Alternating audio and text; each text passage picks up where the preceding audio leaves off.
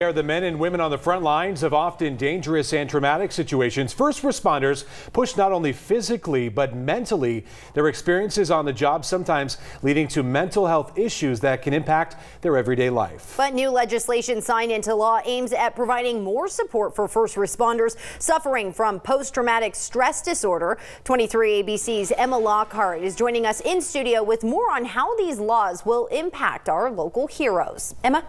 Tim, Jess, Governor Gavin Newsom signed into law a bill that will help first responders get workers' compensation for PTSD from job-related injuries. Kern County Fire Captain Derek Robinson was a leader in getting that legislation passed. Robinson hailing the legislative move as someone who knows all too well the mental health impacts on the job.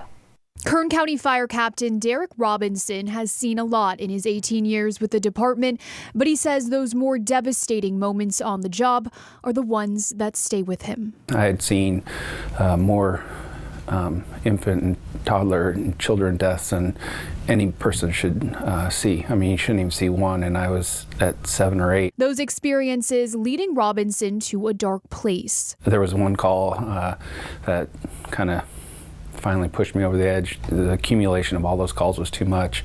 I started having nightmares, flashbacks, lack of sleep. Robinson says he developed post-traumatic stress disorder, a mental condition that research shows is all too common among first responders. When you study the stats and you see that more firefighters are choosing suicide than line of duty deaths, you know there's a problem. But a new law aims at changing that. Governor Gavin Newsom signed Senate Bill 542 Tuesday. The legislation includes PTSD as a form of injury, helping California firefighters and first responders qualify for paid time off in order to recover. It puts those protections in place that will hopefully give the first responders the courage to overcome that fear of asking for help. Robinson says he hopes the legislation allows people to talk about mental illness the way they would physical injuries, and in turn change the culture among first responders. The more we can expose people to the mental health or behavioral health injuries that first responders are suffering from, the more we can stamp out that stigma.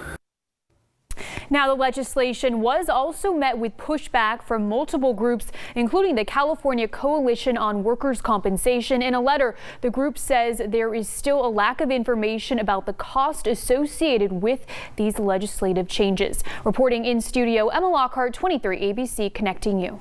Emma, thanks.